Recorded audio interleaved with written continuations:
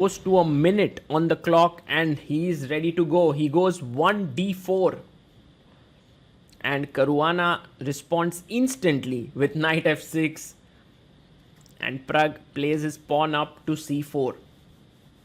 e6 played. Generally at this level we are seeing that Queen's Gambit declined is the norm that these players play with the pawn up to d5, and that's exactly what Caruana has done.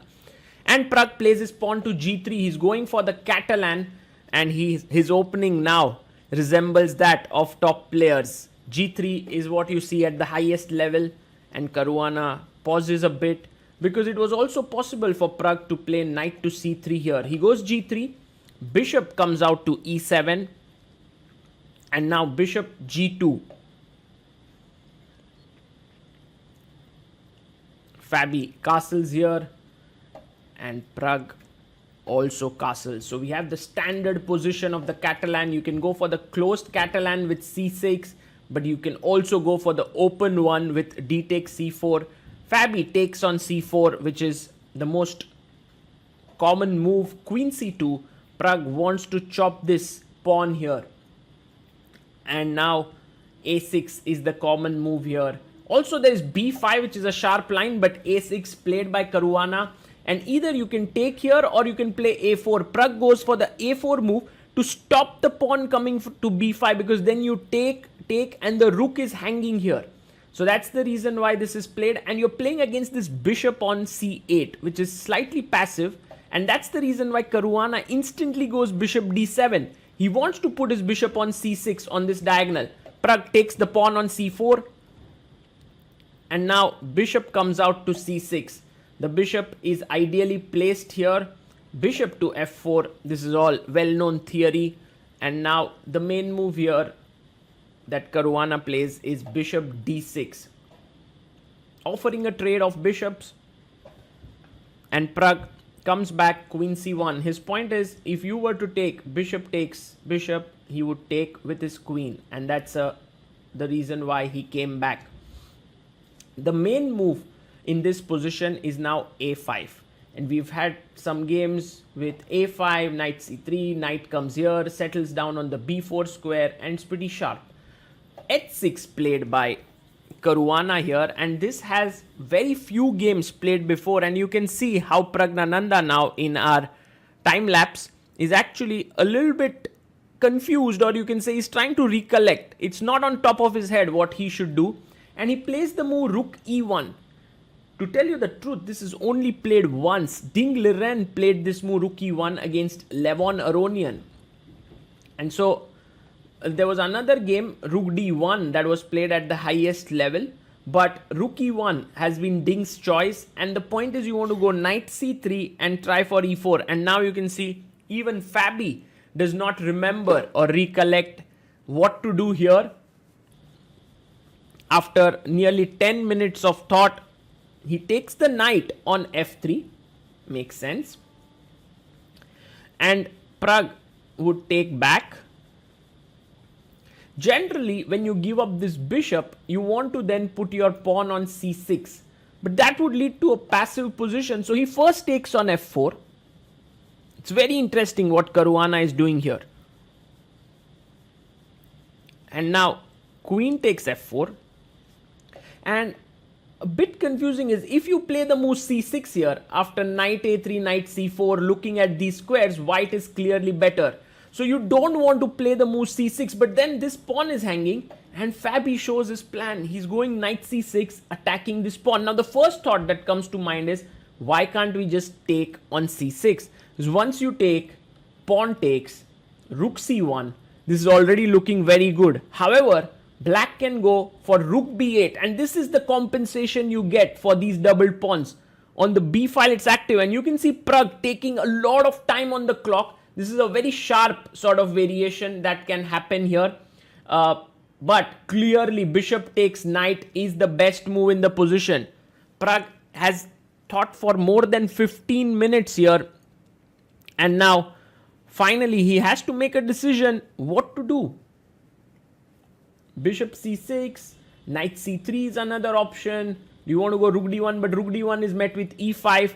he goes knight a3, and that is not a good move. He's actually made a mistake here, and now Caruana has this very, very nice idea, which is to play knight takes d4, hit the bishop, which Pragg has of course seen. Bishop takes pawn, here bishop a6, and now comes the killer move which Pragg may have missed, e5. What a move this is, because after queen takes, you go rook e8, and now the queen does not have squares, because if you go to c5, I already, like, there are knight b3 ideas. If you go to a5, there is still knight b3, and if you go back to f4, I have g5 pushing you back, queen c1, and now you can fork it here with knight b3, but also knight g4, an amazing move. Looking at e2 square, looking at queen f6, f2, the queen will attack the bishop, and this is actually winning position for black. So all that Caruana has to calculate is knight d4, bishop b7, rook b8, bishop a6, and e5, pawn sacrifice. But it's not an easy move to calculate, especially with Pragg sort of behaving so confidently, and he has played so well in the tournament. Can Caruana do it? He thinks for 17 minutes and then goes for the move g5. This is not the best move, but it is the second best move in the position. So pretty good there by Caruana. And now Pragg has to move his queen away, and so he plays it queen takes e3, queen to e3. And now black, well, now knight d4 isn't that powerful, because after bishop b7, rook b8, bishop a6, there's no e5 gaining tempo here. So this position is fine now for Pragg. So the best move now is to take on d4 with the queen, and that's exactly what Fabi does. He takes the pawn, and now Praggnanandhaa can chop that pawn, chop that queen off, which he does. Queen takes, knight takes, attacking the bishop. The bishop is going to take the pawn on b7. He does it. Bishop takes b7, attacking the rook. Now if rook b8, there is bishop takes a6. And although black has good play after rook b2, this a pawn looks dangerous. And that's the reason why Caruana goes rook a7 and not rook b8. Pragg comes back with his bishop to g2. Now the material is even. Black's pawns are also a little bit split. But the biggest problem here, which Caruana shows with his next move, is this weakened b pawn. And also the b3 square and the b4 square. The rook is ready to come in. The knight is ready to come here. And white is in massive trouble actually. Rook d1. And Pragg is ready to give up material, because if knight e2, king f1, rook b2, there is knight c4 hitting the rook, rook c2, and it's an instant draw. So that's the reason why Pragg is like, okay, Fabi, if you want to take this, be my guest. But Caruana has a very nice move. Either you can go knight b3, but also just cementing the knight in the center with c5. And he plays it. You can bank on Fabi to grind this position to the fullest. Pragg is worse, and he has a passive position, and he has to be very, very careful here. With 39 minutes on the clock, 54 minutes for Fabi. How does Praggnanandhaa continue here? Because his b2 pawn is hanging. Well, one idea is to kick the knight away with e3, and maybe that's the best move. He plays his pawn to e3. Now, this knight can actually go to b3. That's exactly what Fabi does. And I would expect Pragg to go rook a2. Because the point is, after rook b4, when he attacks here, you can defend it this way. But Pragg actually plays rook b1, and the rook is very passive, because both these squares are controlled by the knight. Rook b4 comes in and he's attacking this pawn. How does Pragg defend it? It's actually not at all easy, because if you push your pawn to a5, the knight can simply take it. So that's not possible. Pragg goes rook d3, and his point is that if you take here, I will take your knight. So that's not possible. And if you play c4, then I will take this, and take this, which is fine for me. So Fabi now needs to figure out how to continue. He goes rook c7, although rook d7 would have been a better move to exchange this active rook, and play could have gone something like this. But instead, he goes rook c7, and maybe somewhere his plan is c4. But Pragg's next move is a classy one, bishop f1. And he plays against c4, because once you play this, I take, rook takes, rook takes here, rook takes and bishop takes, and white is better. So Pragg being very resourceful in his defense. Fabi now going king g7 so that at a later point there's no rook d8 check tempo that can be gained. And Pragg now has to figure out again what to do. He goes rook to d1. Still the a4 pawn cannot be picked up because of rook b3. Still c4 is not possible because of the knight c4 trick. So Caruana's next plan clearly is to bring this knight into the game. He brings knight d5. Now, very good move. He blocks the d file. The pressure is mounting on Praggnanandhaa. Fabi moves away from the board. Pragg has 16 minutes, 15 minutes on the clock. Caruana has 32 minutes. You still have to make 15 moves to reach move number 40. But Pragg's next move here, very cool, e4. He's trying to gain counterplay. Once again, the pawn is off limits. You take here, you lose your knight. So the knight has to move. But actually, Caruana's plan was this all throughout. He wanted to provoke e4 so that he gets the d4 square for his knight on b3. Once imagine the knight sits there on d4. Look at how weak the b2 and a4 pawns are. So Pragg now, after e4, has made a move which is positionally dubious and so has to play very, very sharp chess. Knight c2, excellent move, hitting the rook. Now the rook has to move back. If you go rook b6, there is rook d6 ideas attacking a6 pawn. So he goes rook b7. And what does Pragg do now? His e4 pawn is a little loose. He goes bishop g2 and he tells Fabi, my plan is e5. And if you come here, I'll take your knight. So he's creating a lot of tactical play in this position. And Caruana goes knight g4. He's angling for knight e5, pawn to c4, and then cementing his knight on the d3 square. That would be really, really tough for Pragg to deal with. But Pragg plays e5. This is the thing about this youngster. He always keeps finding tactical resources. He's hitting the rook on b7 and he's gained some space. But also he has had to calculate knight takes e5 because his own rook would be attacked there. Caruana goes knight e5 and takes the pawn. Well, Pragg has to take the rook on b7 and that's what he does. He takes the rook. Caruana takes the rook as well.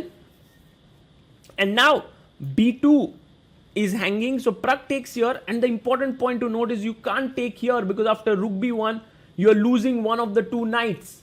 So what do you do next here? He goes c4. And now b2 is hanging because if this falls, c3 is coming in. Pragg continues his tactical prowess here. He takes on c4 because if rook takes c4, you have rook takes. And here's the key point that if you go knight c1, I still have rook d2. So that's fine. So after bishop c4, Fabi could have taken here, but there was still rook b1. But instead he takes on f2. And now you can simply take back, king takes f2. And while I do think that this game is heading towards a draw, there's a big problem that Pragg faces. Knight is hanging, pawn is hanging, and this is move number 34. He 6 minutes to figure out. Well, you couldn't go into the variation if you hadn't seen the next move, knight a1. Fantastic move played by Praggnanandhaa, because if you take here, he will take the knight, and if you take the knight, then I get a rook behind the pawn, which is very important here. So he goes knight to c5. And this is Pragg's idea again, which is to play pawn to b3.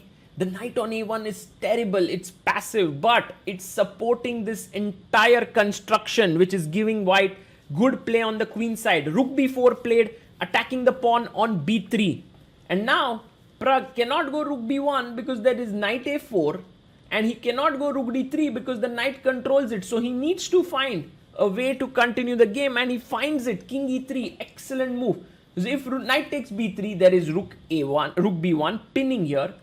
And so that's a very, very important tactical resource. f5 played by Fabi, and he's saying, now my threat is to take. If you go rook b1 to pin me here, I have a check to the king and my knight is unpinned here on b3. So Pragg goes king d2 and he says to Fabi, be my guest, take this pawn if you like, but I will come king c3, and once again you will be in trouble. So that's the reason why king d2 was played. Caruana goes f4. It's a full-fledged race here. 37th move. We have 3 more moves to go. First, Pragg brings his king into the position, attacking the rook. The rook will move back. He goes back. And now if you are not accurate and you go king c4, you are in trouble after rook c8. Very strong move. So Pragg finds g takes f4 first, g takes f4, and now the 40th move before time control.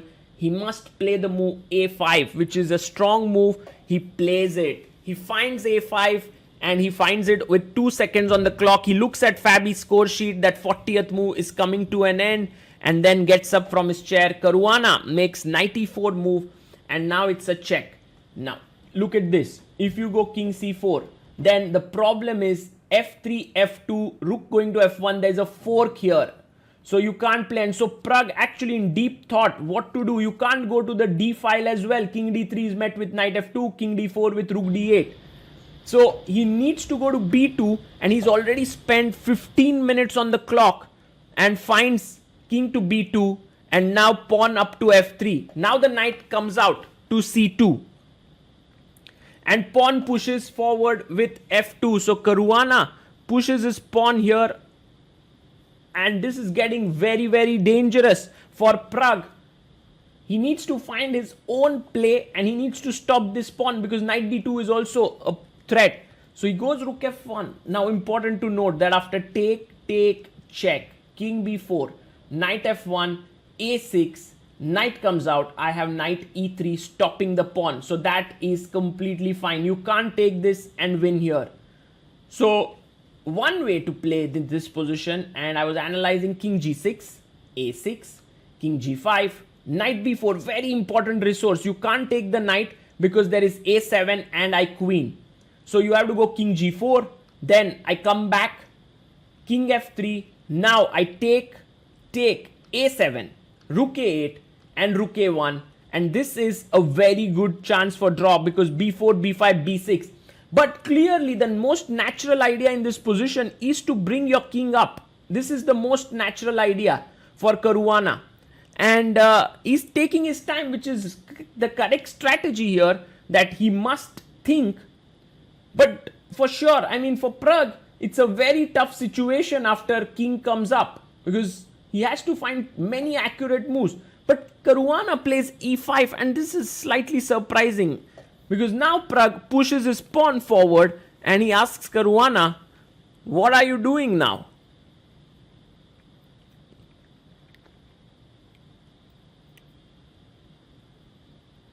Knight comes back to c5, attacking the pawn.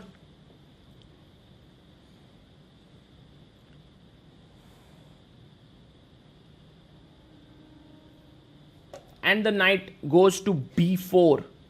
Very good move. He defends it, because now if you take here, a7 is already winning here. So that's the reason why he plays rook a8. But now this is an admission of maybe not defeat, but saying that, okay, my pawn here on f2, I didn't believe in it. I can actually give it up, and now Pragg can take it with his rook.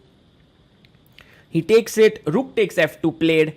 And now after knight takes on a6, you can just take it, and the rook endgame is a draw. If you take, this is an easy draw.